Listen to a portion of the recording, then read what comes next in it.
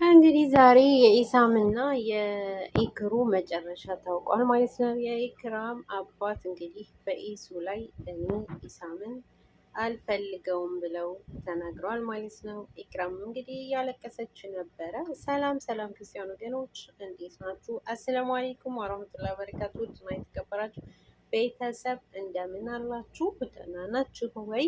እኔ ደህና ነኝ አልሐምዱሊላህ። እንግዲህ ዛሬ በአዲስ ቪዲዮ መጥቻለሁ ማለት ነው። ኢክራም እና ኢሱ እንግዲህ የኢክራም አባት ዛሬ ለኢክራም መልስ ሰጥተዋል ማለት ነው። ማግባት ያለብሽ ያንኛው ልጅ ነው እንጂ ኢሳምን አይደለም።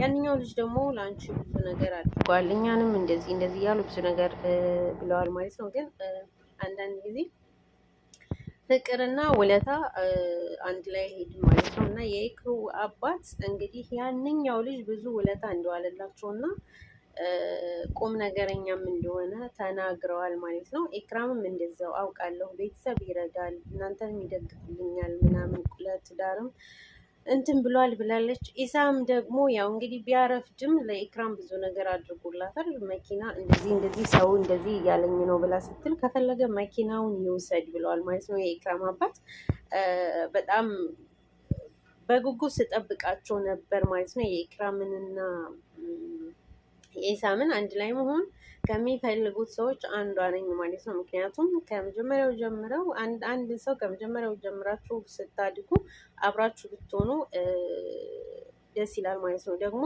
ይሉኝታና ፍቅር አንድ ላይ ሄድ ማለት ነው። ያው ቤተሰብ እንደ ቤተሰብነቱ ገንዘብ ያለውን ነው የሚወዱ። ይሄ ማንኛውም ቤተሰብ ነው። በቃ ልጁ ገንዘብ ያለው ብታገባ ጥሩ ነገር ላይ ብትደርስ ምናምን ይፈልጋል ማንኛውም ቤተሰብ። የኢክራም ቤተሰብ ብቻ ሳይሆን ማንኛውም ቤተሰብ ገንዘብ ያለውን ሴት ልጅ ገንዘብ ያለውን እንዲታገባ ነው የሚፈልጉት። እና ዛሬ ያየሁትም በኢክራም አባት ላይ እንደዛ ነው ማለት ነው። እዚህ ላይ ደግሞ ከገንዘብ ክብር ይበልጣል፣ ፍቅር ይበልጣል።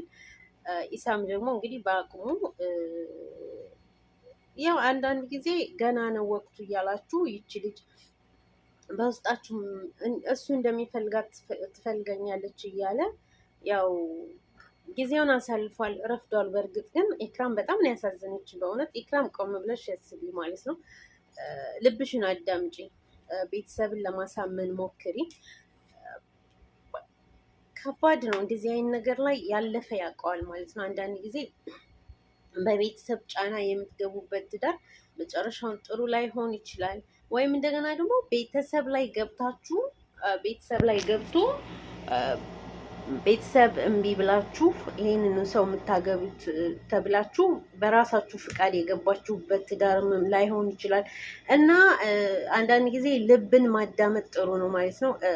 እኔ አስረግጬ የምነግራችሁ ፍቅርና ውለታ ይለያያል፣ አይገናኙም መስላል፣ በጭራሽ አይገናኙም። እና ያው ቤተሰብ ጥሩት ሴት ልጃቸው እንዲታገባላቸው ይፈልጋሉ። ጥሩ ነገር እንዲደርስላቸው፣ እንድትቸገር አይፈልጉም። ሀብት ይፈልጋሉ።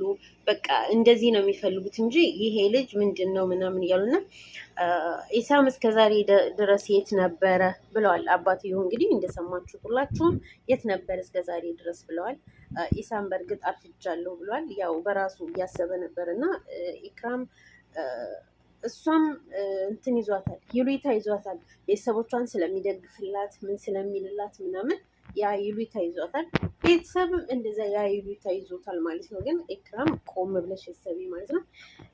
እንግዲህ አላህ አንድ ላይ ያድርጋችሁ።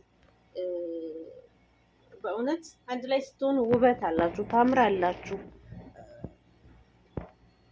አላህ አይደል ብቻ ያው ቆም ብለሽ ሰቢ ማለት ነው። ኢክሩዬ ረጋ ያልሽ ጨዋ ቁጥብ ሴት ነች። በእውነት ደስ ትለኛለች። ያኔ በቃ ሁሉ ነገሯ ደስ ይለኛል።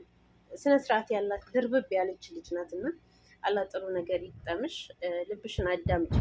ቤተሰብም አንዳንድ ጊዜ ያው ትክክል ናቸው፣ በራሳቸው አመለካከት ትክክል ናቸው። ግን አንዳንድ ጊዜ ደግሞ ማሳመን ያለብሽን ነገር ለማሳመን ሞክሪ ማለት ነው።